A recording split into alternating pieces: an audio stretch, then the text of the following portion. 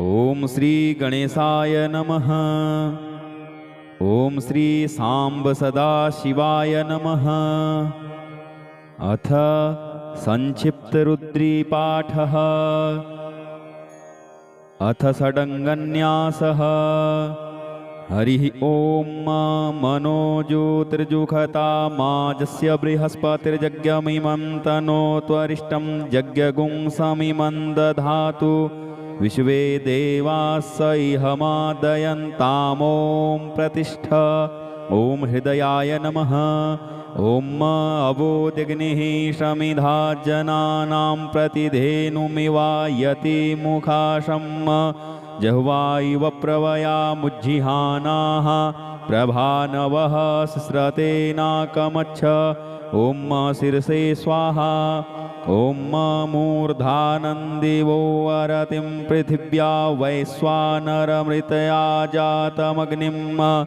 कविगुं सम्राजमतिथिं जनानामासन्ना पात्रं जनयन्त देवाः। ओम शिखायै वषट्। ओम मर्माणि ते वर्मणाच्छादयामि सोमस्त्वा राजामृतेनानुवस्ताम्। उरोर्वरीयो वरुणस्ते कृणोतु जयन्तन्त्वान्नुदेवा मदन्तु।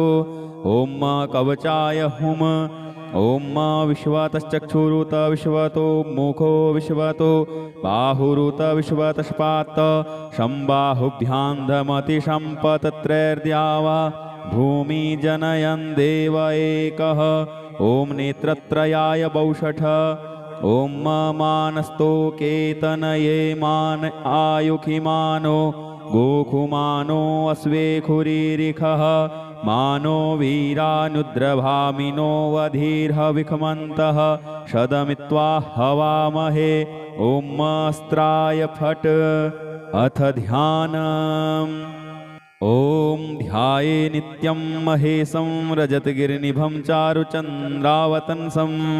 रत्नाकल्पोज्ज्वलाङ्गं परशुमृगवराभीतिहस्तं प्रसन्नं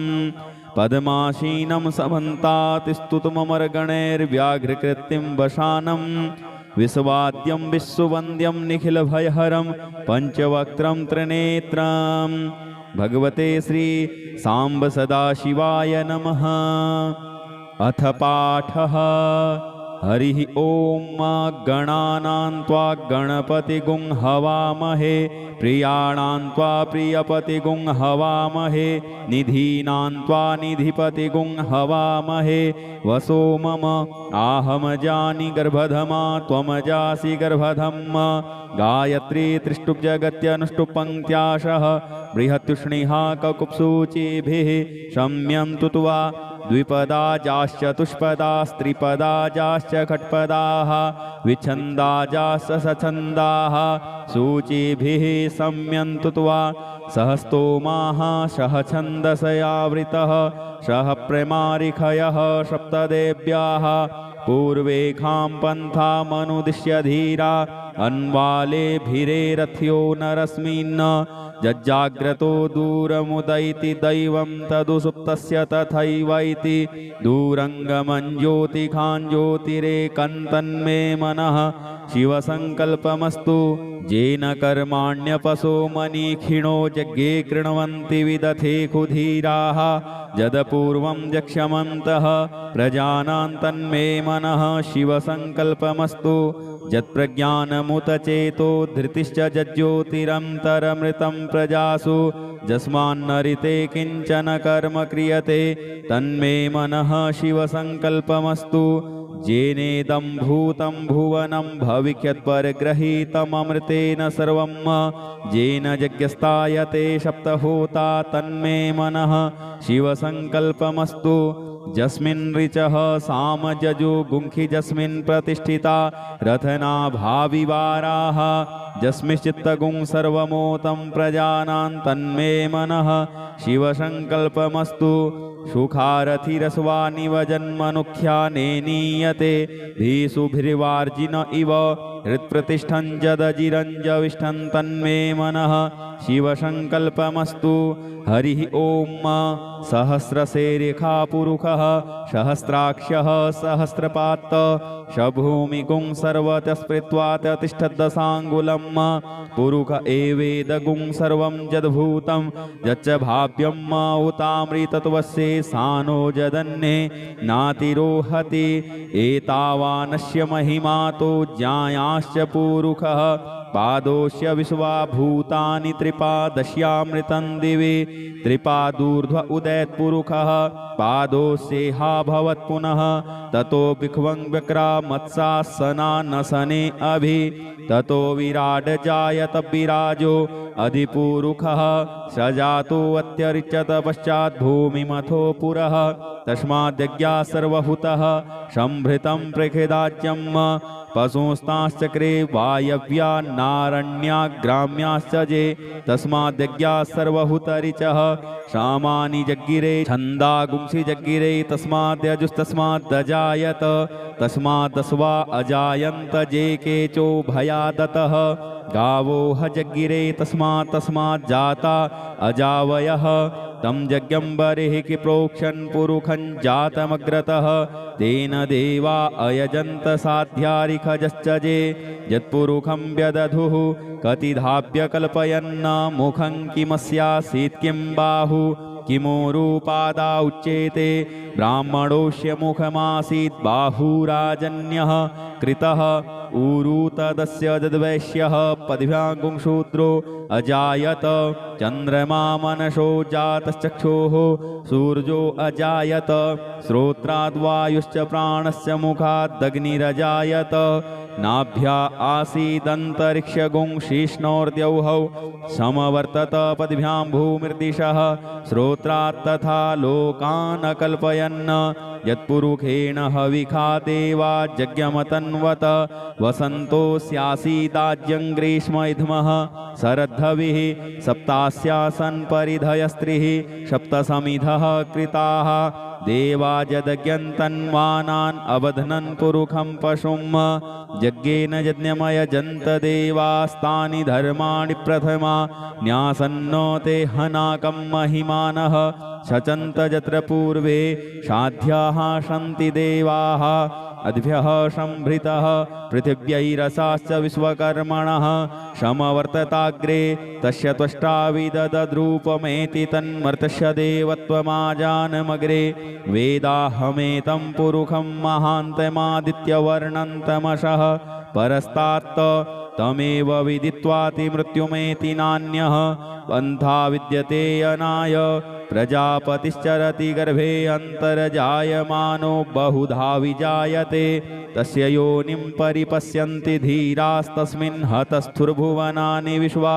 जो देवेभ्यातपति जो देवानां पुरोहितः पूर्वो जो देवेभ्यो जातो नमो रुचाय ब्रह्मये रुचं ब्राह्मं जनयन्तो देवा अग्रे तदब्रुवन् यस्त्वेवं ब्राह्मणो विद्या तस्य देवा असन्वसे श्रीश्चते लक्ष्मीश्च पत्न्यां बहोरात्रे पार्श्वे नक्षत्राणि रूपमश्विनौ व्यात्तं इष्णन्निखाण मुम्मयि खाण सर्वलोकं मयि खाण हरिः ॐ भूः ॐ भुवः ॐ स्वः ॐ नमस्ते रुद्रमन्यवौतो तैखवे नमः बाहुभ्यामुतते नमः जाते रुद्रशिवा तनूरघोरा पापकाशिनी तया नस्तन्वा सन्तमया गिरिसन्ताभिचाकसेः जामिखुङ्गिरिसन्तहस्ते बिभर्षस्तवे शिवाङ्गिरित्रिताङ्कुरुमा हि गुंसेः पुरुखं जगत शिवेन वचसा त्वा गिरिशाच्छा वदामसि यथा नः सर्वमिज्जगदयक्ष्मगुंशुमनाशत अद्य वोचदधिवक्ता प्रथमो देव्योऽभिखक अहिश्च सर्वाञ्जम्भयः सर्वास्य जातु धान्योद्धराचिः पराशुव अशौजस्ताम्रो अरुण उत बभ्रुः सुमङ्गलः ये चैनगुं रुद्रा अभितो दिक्षुश्रिताः सहस्रशो वैखा गुंहेडयेमहे अशौजो वसर्पति नीलग्रीवो विलोहितः उतैनङ्गोपादृशन्नदृशन्नुदहार्जः सदृष्टो मृडयातिनः नमोऽस्तु नीलग्रीवाय सहस्राक्षाय मीडुखे अथौजे अस्य सत्त्वानो हन्तेभ्यो करन्नमः प्रमुञ्च धन्वनस्त्वमुभयोराज्ञोर्जाम् जाश्च ते हस्तैखवः पराता भगवो वप विजन्धनुः कपर्दिनो विशल्यो बाणवा उत अनेसन्नस्य जायिखव आभुरस्य निखङ्गधिः जाते हे त्रिमी दुष्टमहस्ते बभूवते धनुः तयास्मान् विश्वतस्त्वमयक्ष्मया परिभुज परिते धन्वनो हेतिरस्मान् वृणुत्व विश्वतः अथौज इखुधिस्तवारे अस्मन्निधेहितम् अवतत्य धनुष्टगुं सहस्राक्षसते खुधे निसीर्य शल्यानां मुखा शिवो नः सुमना भव नमस्ते आयुधायानातताय धिष्णवे उभाभ्यामुतते नमो बाहुभ्यां तव धन्वने मानो महान्तमुतमानो अर्भकं मान उक्षन्तमुतमान उक्षितं मानो वधीः पितरं मोतमातरं मानः प्रियास्तन्नो रुद्ररेरिखः मानस्तोके तनये मानयायुखिमानो गोखुमानो अश्वेखुरीरिखः मानो वीरानुद्रभामिनो वधीर्ह विखमन्तः शदमित्वा हवामहे ॐ श्वः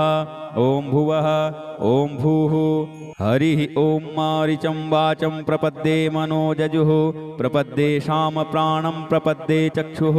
श्रोत्रं प्रपद्ये वागोजः सहौजो मयि प्राणापानौ जन्मे छिद्रं चक्षुषो हृदयस्य मनसो वाति तृणं बृहस्पतिर्मे तद्दधातु शन्नो भवतु भुवनस्य जस्पतिः भूर्भुवः स्वः तत्सवितुर्वरेण्यं भर्गो देवस्य धीमहि धियो यो नः प्रचोदयात् कया नश्चित्रया भुवदूति सदा वृधः शखा कया सचिष्टया वृता कस्त्वा सत्यो मदानां गुंहिष्टो मत्सदन्धसः दृढाचितारुजे वसु अभीखुणः सखीनामविता चरित्रिणां शतं भवास्योतिभिः कया त्वन्न ऊत्याभिप्रमन्दशे वृखन्न कया स्तोत्रिभ्य आभर इन्द्रो विश्वस्य राजति शन्नो अस्तु द्विपदे सञ्चतुष्पदे शन्नो मित्रः संवरुणः शन्नो भवत्वर्जमा शन्न इन्द्रो बृहस्पतिः शन्नो विष्णुरुक्रमः शन्नो वातः पवतागुं शन्नस्तपतु सूर्यः सन्नः कनिक्रतद्देवः पर्जन्यो अभिवरेखतु अहानिशं भवन्तु नः शगुं रात्रिः प्रतिधीयताम् शन्न इन्द्राग्नि भवतामवोभिः शन्न इन्द्रावरुणारातहव्या शन्न इन्द्रापूषणा वाजशातौ शमिन्द्रा सोमाशुविताय संयोः शन्नो देवीरविष्टय आपो भवन्तु पीतये संयोरविस्रवन्तु नः शोना पृथविनो भवानिक्षरा निवेशनि यच्छानः सर्मसप्रथाः आपो हिष्टामयो भुवस्तान ऊर्जे दधातन महेरणाय चक्षसे यो वः शिवतमो रसस्तस्य भाजयते हनः उसतीरिव मातरः तस्मा अरङ्गमामवो जस्य क्षयाय जिन्वथ आपो जनजथाचनः द्यौः शान्तिरन्तरिक्षगुं शान्तिः पृथिवी शान्तिरापः शान्ति ओखधयः शान्तिः वनस्पतयः शान्तिर्विश्वे देवाः शान्तिर्ब्रह्म शान्तिः सर्वगुं शान्तिः शान्तिरेव शान्तिः श्यामा शान्तिरेधि धृते द्रिगुं हमा मित्रस्य मा चक्षुषा सर्वाणि भूतानि समीक्ष्यन्ताम्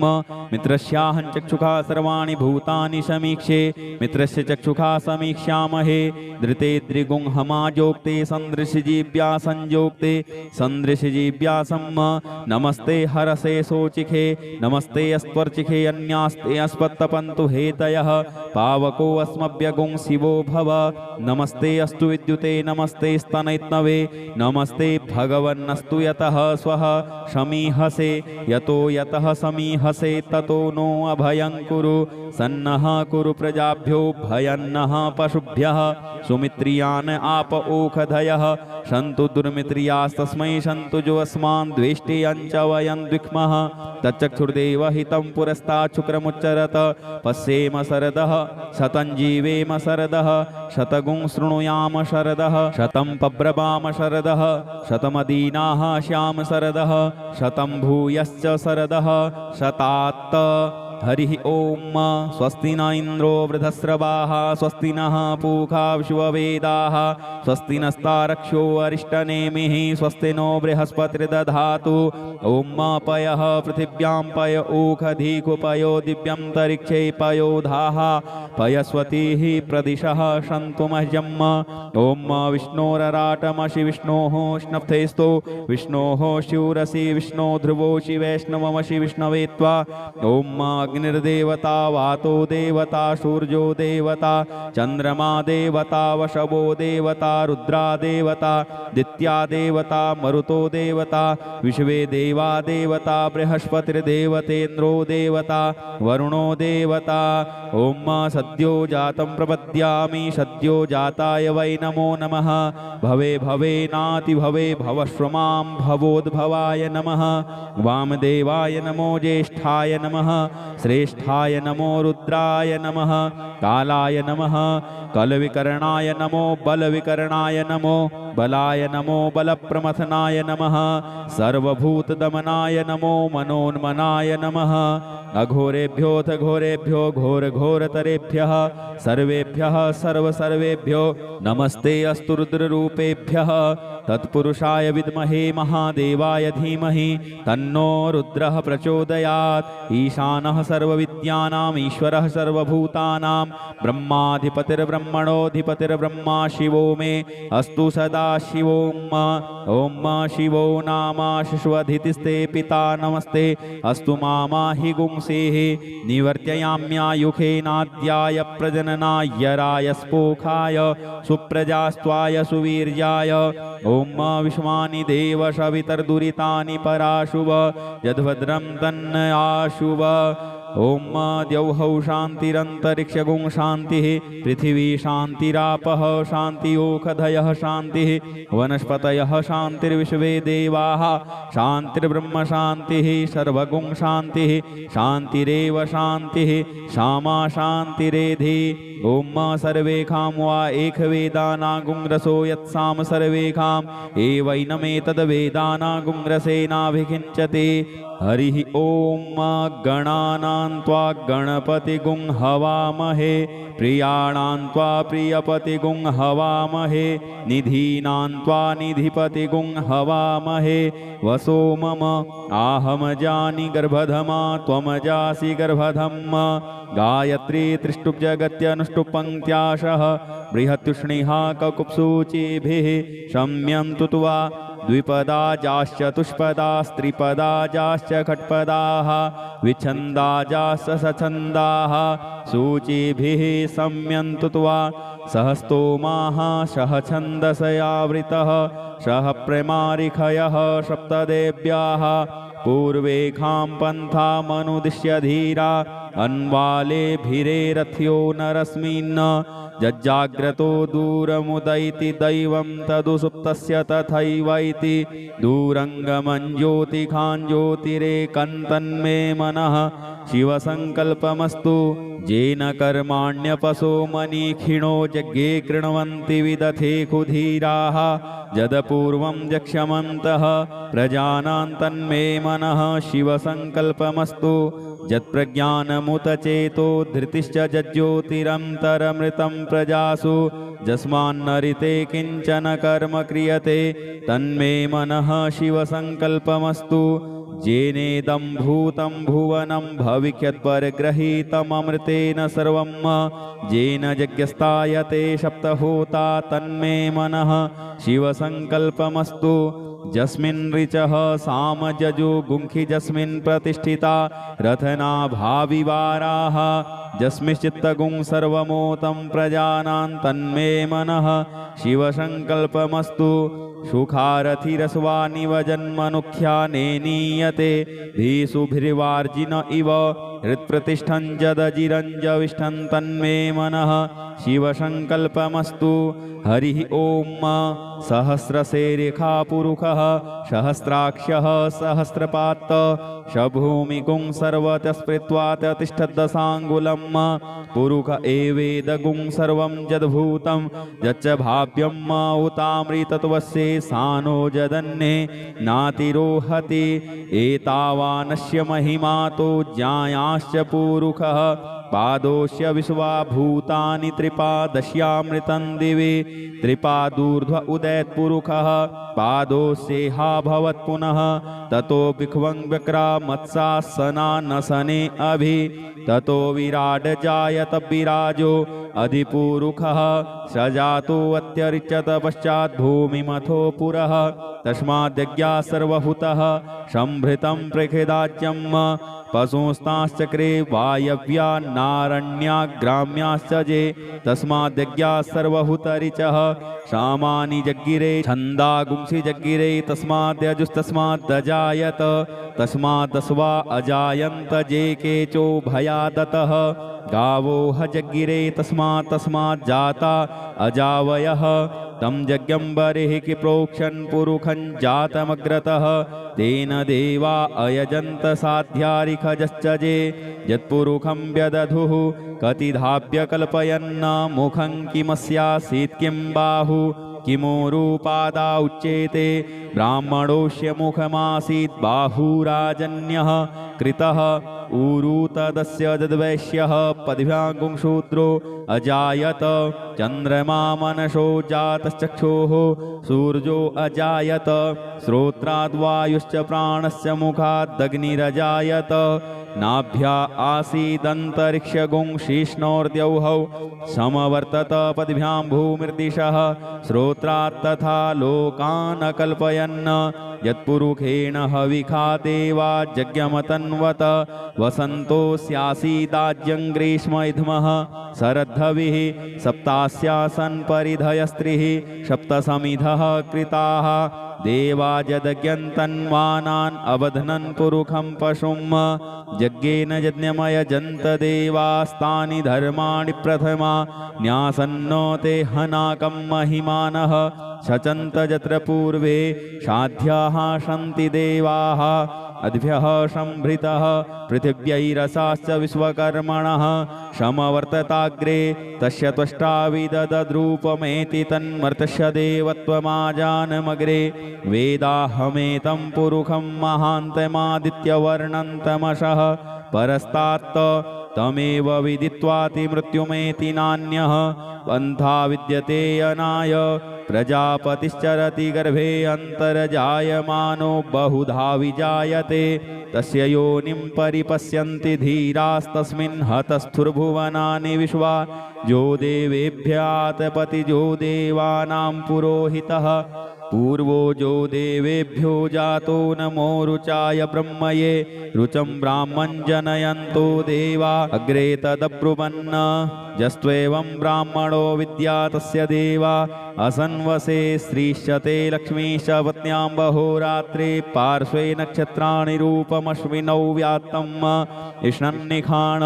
मुम्मयि खाण सर्वलोकं मयि खाण हरिः ॐ भूः ॐ भुवः ॐ स्वः ॐ नमस्ते रुद्रमन्यवौतोतैखवे नमः बाहुभ्यामुतते नमः जाते रुद्रशिवा तनूरघोरा पापकासिनीतया नस्तन्वा सन्तमया गिरिसन्ताभिचाकसेः जामिखुङ्गिरिसन्तहस्ते बिभर्षस्तवे शिवाङ्गिरित्रिताङ्कुरुमाहि गुंसेः पुरुखं जगत शिवेन वचसा त्वा गिरिशाच्छा वदामसि यथा नः सर्वमिज्जगदयक्ष्मगुंसुमनाशत अद्य वोचदधिवक्ता प्रथमो देव्योऽभिखक अहिश्च सर्वाञ्जम्भयः सर्वास्य जातु धान्योद्धराचिः पराशुव अशौजस्ताम्रो अरुण उत बभ्रुः सुमङ्गलः ये चैनगुं रुद्रा अभितो दिक्षुश्रिताः सहस्रशो वैखा गुंहेडयेमहे अशौजो वसर्पति नीलग्रीवो विलोहितः उतैनङ्गोपादृशन्नदृशन्नुदहार्जः सदृष्टो मृडयातिनः नमोऽस्तु नीलग्रीवाय सहस्राक्षाय मीडुखे अथौजे अस्य सत्त्वानो हन्तेभ्यो करन्नमः प्रमुञ्च धन्वनस्त्वमुभयोराज्ञोर्जाम् जाश्च ते हस्तैखवः पराता भगवो वप विजन्धनुः कपर्दिनो विशल्यो बाणवा उत अनेसन्नस्य जायिखव आभुरस्य निखङ्गधिः जाते हे त्रिमी दुष्टमहस्ते बभूवते धनुः तयास्मान् विश्वतस्त्वमयक्ष्मया परिभुज परिते धन्वनो हेतिरस्मान् वृणुत्व विश्वतः अथौज इखुधिस्तवारे अस्मन्निधेहितम् अवतत्य धनुष्टगुं सहस्राक्षसते खुधे निसीर्य शल्यानां मुखा शिवो नः सुमना भव नमस्ते आयुधायानातताय धिष्णवे उभाभ्यामुतते नमो बाहुभ्यां तव धन्वने मानो महान्तमुतमानो अर्भकं मान उक्षन्तमुतमान उक्षितं मानो वधीः पितरं मोतमातरं मानः प्रियास्तन्नो रुद्ररेरिखः मानस्तोके तनये मानयायुखिमानो गोखुमानो अस्वेखुरीरिखः मानो वीरानुद्रभामिनो वधीर्ह विखमन्तः शदमित्वा हवामहे ॐ श्वः ॐ भुवः ॐ भूः हरिः ॐ मारिचं वाचं प्रपद्ये मनोजजुः प्रपद्ये शाम प्राणं प्रपद्ये चक्षुः श्रोत्रं प्रपद्ये वागोजः सहौजो मयि प्राणापानौ जन्मे छिद्रं चक्षुषो हृदयस्य मनसो वाति तृणं बृहस्पतिर्मे तद्दधातु शन्नो भवतु भुवनस्य जस्पतिः भूर्भुवः स्वः तत्सवितुर्वरेण्यं भर्गो देवस्य धीमहि धियो यो नः प्रचोदयात् कया नश्चित्रया भुवदूति सदा वृधः सखा कया सचिष्टया वृता कस्त्वा सत्यो मदानाम गुंहिष्टो मत्सदन्धसः दृढाचितारुजे वसु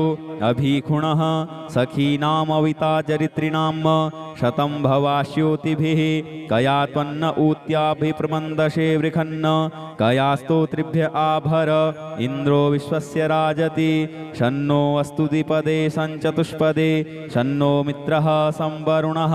शन्नो भवत्वर्जमा शन्न इन्द्रो बृहस्पतिः शन्नो विष्णुरुक्रमः शन्नो वातः पवतागुं शन्नस्तपतु सूर्यः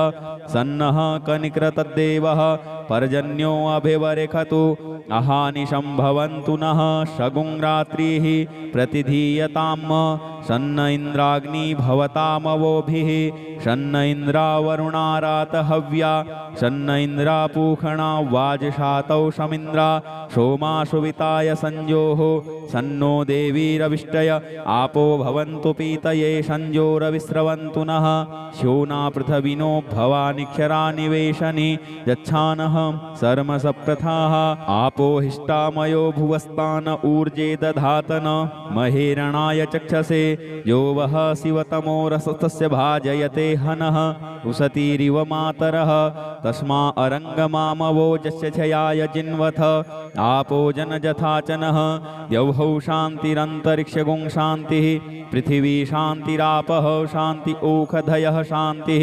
वनस्पतयः शान्तिर्विश्वे देवाः शान्तिर्ब्रह्म शान्तिः सर्वगुं शान्तिः शान्तिरेव शान्तिः श्यामा शान्तिरेधि धृते द्रिगुं हमा मित्रस्य मा चक्षुषा सर्वाणि भूतानि समीक्ष्यन्तां मित्रस्याहं चक्षुषा सर्वाणि भूतानि समीक्षे मित्रस्य चक्षुषा समीक्ष्यामहे धृते द्रिगुं हमाजोक्ते सन्दृशजीव्या संजोक्ते सन्दृशजीव्यासं नमस्ते हरसे शोचिखे नमस्ते अस्त्वर्चिखे अन्यास्ते अस्पत्तपन्तु हेतयः पावको अस्मभ्यगुं शिवो भव नमस्ते अस्तु विद्युते नमस्ते स्तनैत्नवे नमस्ते भगवन्नस्तु यतः स्वः समीहसे यतो यतः समीहसे ततो नो अभयं कुरु सन्नः कुरु प्रजाभ्यो भयन्नः पशुभ्यः सुमित्रियान् आप ओखधयः सन्तु दुर्मित्रियास्तस्मै सन्तु जो अस्मान् द्वेष्टे अञ्च वयं द्विक्मः तच्चक्षुर्देव हितं पुरस्तात् शुक्रमुच्चरत पश्येम शरदः शतं जीवेम शरदः शतगुं शृणुयाम शरदः शतं पब्रवाम शरदः शतमदीनाः श्याम शरदः शतं भूयश्च शरदः शतात्त हरिः ॐ स्वस्ति न इन्द्रो वृधस्रवाः स्वस्ति नः पूषा विश्ववेदाः स्वस्ति नस्तारक्षो अरिष्टनेमिः स्वस्ति नो बृहस्पतिर्दधातु ॐ पयः पृथिव्यां पय ओखधीकुपयो दिव्यन्तरिक्षे पयोधाः पयस्वतीः प्रदिशः सन्तु मह्यम् ॐ विष्णोरराटमसि विष्णोः स्नप्थेस्तु विष्णोः शूरसि विष्णो ध्रुवोषि वैष्णवमसि विष्णवे त्वा ॐ अग्निर्देवता वातो देवता सूर्यो देवता चंद्रमा देवता वशवो देवता रुद्रा देवता दित्या देवता मरुतो देवता विश्वे देवा देवता बृहस्पतिर्देवतेन्द्रो देवता वरुणो देवता। ओम सद्यो जातं प्रपद्यामि सद्यो जाताय वै नमो नमः। भवे भवेनाति भवे भवस्व मां भवोद्भवाय नमः। वामदेवाय नमो ज्येष्ठाय नमः। श्रेष्ठाय नमो रुद्राय नमः। कालाय नमः। कलविकरणाय नमो बलविकरणाय नमो बलाय नमो बलप्रमथनाय नमः। सर्वभूतदमनाय नमो मनोन्मनाय नमः। अघोरेभ्योऽथ घोरेभ्यो घोरघोरतरेभ्यः सर्वेभ्यः सर्वसर्वेभ्यो नमस्ते अस्तु रुद्ररूपेभ्यः। तत्पुरुषाय विद्महे महादेवाय धीमहि तन्नो रुद्रः प्रचोदयात्। ईशानः सर्वविद्यानाम् ईश्वरः सर्वभूतानां ब्रह्माधिपतिर्ब्रह्मणोऽधिपतिर्ब्रह्मा शिवो मे अस्तु सदा शिवोम्। ओम शिवो नाम शिशुअधितिस्ते पिता नमस्ते अस्तु मामाहि गुंसेः। निवर्त्ययाम्यायुखेनाद्याय प्रजननाय रायस्पोखाय सुप्रजास्त्वाय सुवीर्याय। ओम विश्वानि देव सवितर्दुरितानि पराशुभ यद्भद्रं तन्न आशुभ। ओम द्यौः शान्तिरन्तरिक्षगुं शान्तिः पृथिवी शान्तिरापः शान्तिओषधयः शान्तिः वनस्पतयः शान्तिर्विश्वे देवाः शान्तिर्ब्रह्म शान्तिः सर्वगुं शान्तिः शान्तिरेव शान्तिः सामा शान्तिरेधि। ओम सर्वेखां वा एकवेदानागुंरसो यत्साम सर्वेखां एवैनमेतद्वेदानागुंरसेनाभिषिञ्चते। हरिः ओम गणानां त्वा गणपतिगुं हवामहे प्रियाणां त्वा प्रियपतिगुं हवामहे निधीनां त्वा निधिपतिगुं हवामहे। वसो मम आहमजानि गर्भधमा त्वमजासि गर्भधम्। गायत्री त्रिष्टुप् जगत्यनुष्टुप् बृहत्युष्णिहा ककुप्सूचिभिः शम्यन्तु त्वा द्विपदाजाश्च तुष्पदास्त्रिपदाजाश्च खट्पदाः विच्छन्दाजाश्च सछन्दाः सूचिभिः शम्यन्तु त्वा। सहस्तोमाः सह छन्दसयावृतः सह प्रमारिखयः सप्तदेव्याः पूर्वेखां पन्थामनुदिश्य धीरा अन्वालेभिरेरथ्यो नरस्मिन्। जज्जाग्रतो दूरमुदैति दैवं तदुसुप्तस्य तथैवैति दूरङ्गमञ्ज्योतिखाञ्ज्योतिरेकन्तन्मे मनः शिवसङ्कल्पमस्तु। येन कर्माण्यपशो मनीखिणो यज्ञे कृण्वन्ति विदथे कुधीराः यदपूर्वं यक्ष्यमन्तः प्रजानां तन्मे मनः शिवसङ्कल्पमस्तु। यत्प्रज्ञानमुत चेतो धृतिश्च जज्ज्योतिरन्तरमृतं प्रजासु यस्मान्नरिते किञ्चन कर्म क्रियते तन्मे मनः शिवसङ्कल्पमस्तु। येनेदं भूतं भुवनं भविष्यत्परिगृहीतममृतेन सर्वं येन यज्ञस्तायते सप्तहोता तन्मे मनः शिवसङ्कल्पमस्तु। यस्मिन् ऋचः सामजजो गुंखि यस्मिन् प्रतिष्ठिता रथना भाविवाराः यस्मिश्चित्तगुं सर्वमोतं प्रजानां तन्मे मनः शिवसङ्कल्पमस्तु। सुखारथिरस्वानिव जन्मनुख्यानेनीयते धीसुभिर्वार्जिन इव हृत्प्रतिष्ठं जदजिरञ्जविष्ठं तन्मे मनः शिवसङ्कल्पमस्तु। हरिः ओम सहस्रशेरेखा पुरुषः सहस्राक्षः सहस्रपात् शभूमिगुं सर्वतस्पृत्वा तिष्ठद्दशाङ्गुलं पुरुष एवेदगुं सर्वं यद्भूतं यच्च भाव्यं उतामृतत्वस्य सानो जदन्ये नातिरोहति। एतावानस्य महिमा तो ज्ञायाश्च पुरुषः पादोस्य विश्वाभूतानि त्रिपादस्यामृतं दिवि त्रिपादूर्ध्व उदैत्पुरुषः पादोस्येहा भवत् पुनः ततो विख्वं व्यक्रामत्सासनानसने अभि ततो विराड जायत विराजो अधिपुरुषः सजातो अत्यरिच्यत पश्चात् भूमिमथो पुरः तस्माद्यज्ञा सर्वहुतः संभृतं प्रखेदाज्यम् पशुंस्ताश्चक्रे वायव्या नारण्याग्राम्याश्च ये तस्माद्यज्ञाः सर्वहुतरिचः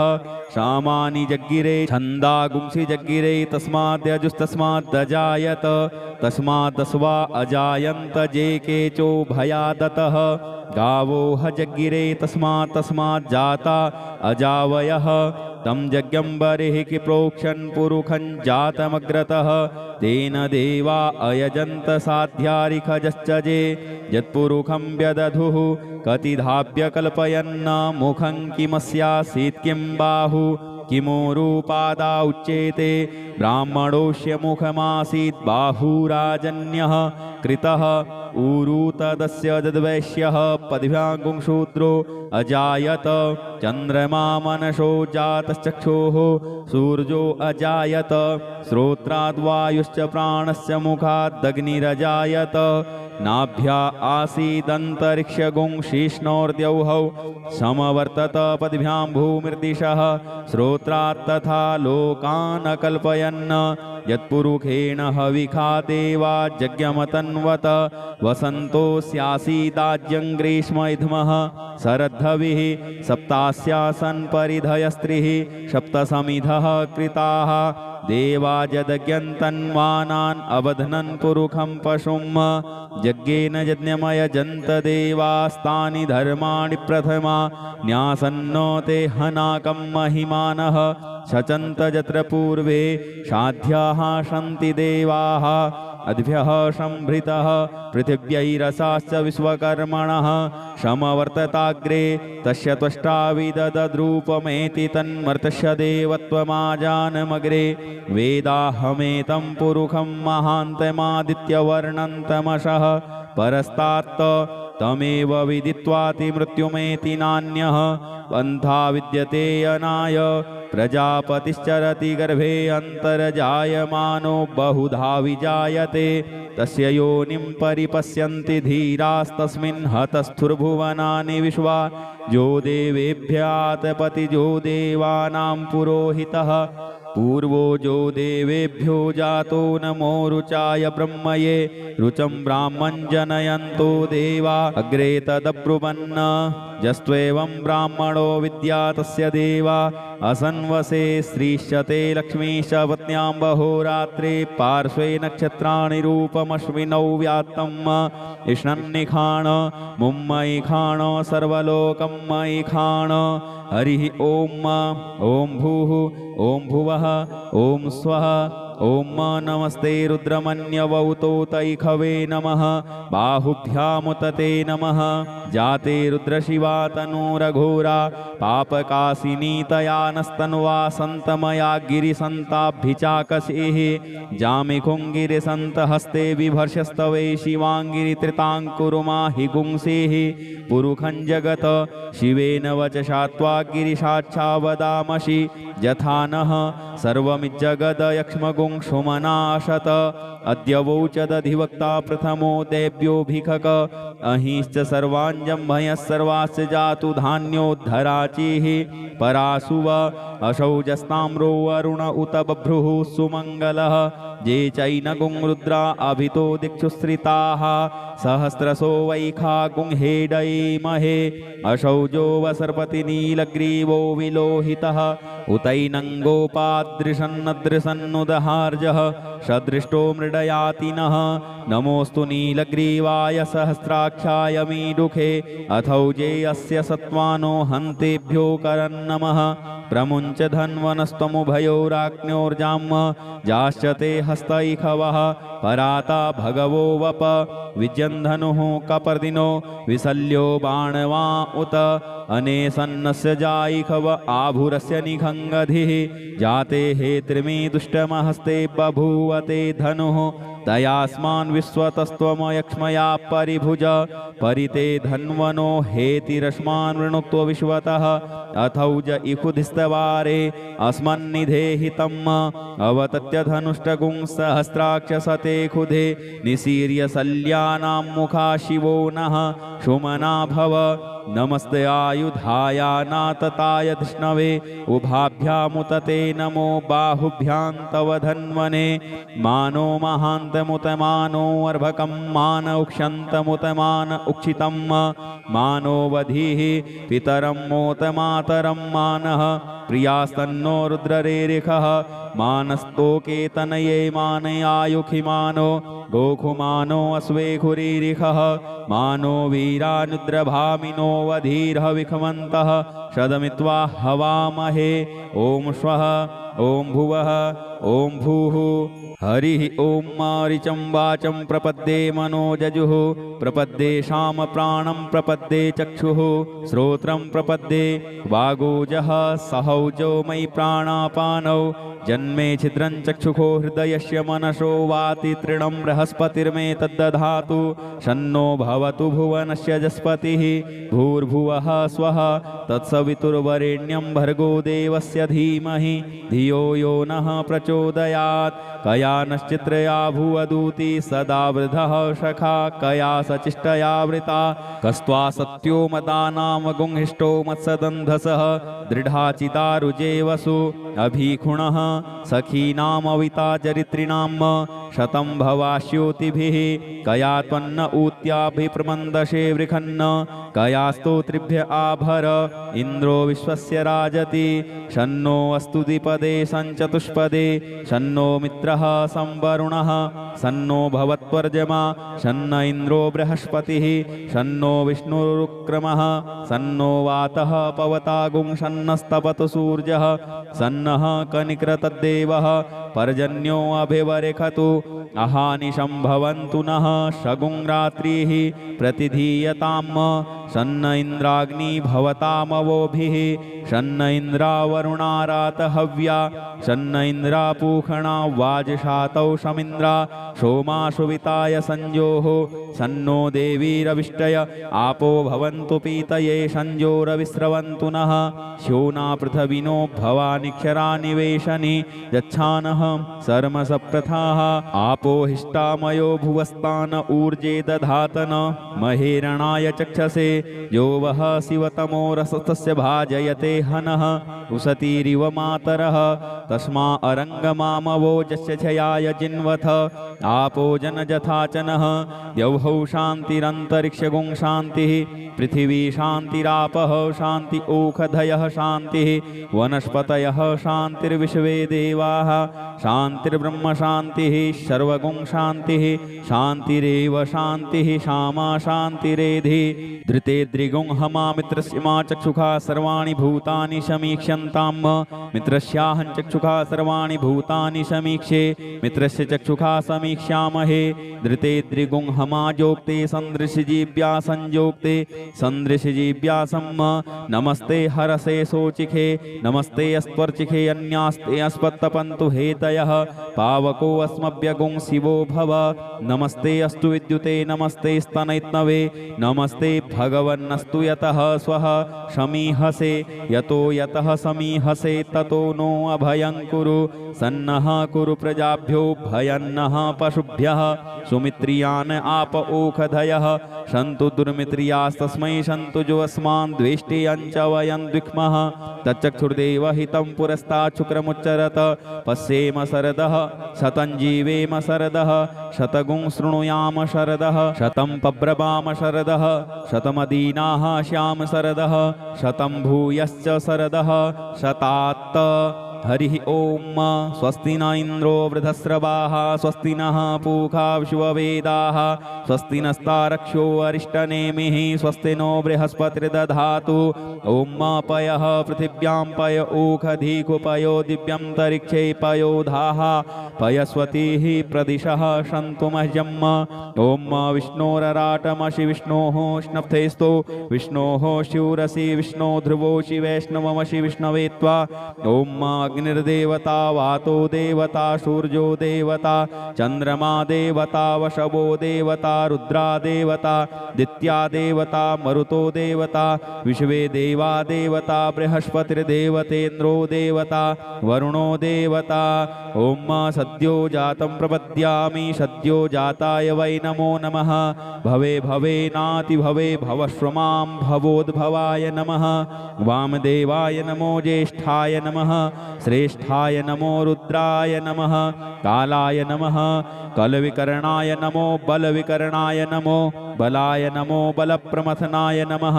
सर्वभूतदमनाय नमो मनोन्मनाय नमः अघोरेभ्योऽथ घोरेभ्यो घोरघोरतरेभ्यः सर्वेभ्यः सर्वसर्वेभ्यो नमस्ते अस्तु रुद्ररूपेभ्यः तत्पुरुषाय विद्महे महादेवाय धीमहि तन्नो रुद्रः प्रचोदयात् ईशानः सर्वविद्यानाम् ईश्वरः सर्वभूतानां ब्रह्माधिपतिर्ब्रह्मणोऽधिपतिर्ब्रह्मा शिवो मे अस्तु सदा शिवोम् ॐ शिवो नाम शिशुवधितिस्ते पिता नमस्ते अस्तु मामाहि गुंसेः निवर्त्ययाम्यायुखेनाद्याय प्रजननाय रायस्पोखाय सुप्रजास्त्वाय सुवीर्याय ॐ विश्वानि देव सवितर्दुरितानि पराशुभ यद्भद्रं तन्न आशुभ ॐ द्यौः शान्तिरन्तरिक्षगुं शान्तिः पृथिवी शान्तिरापः शान्तियोखधयः शान्तिः वनस्पतयः शान्तिर्विश्वे देवाः शान्तिर्ब्रह्म शान्तिः सर्वगुं शान्तिः शान्तिरेव शान्तिः क्षमा शान्तिरेधि ॐ सर्वेखां वा एकवेदानागुंरसो यत्साम सर्वेखाम् एवैनमेतद्वेदानागुंरसेनाभिषिञ्चते ॐ शान्तिः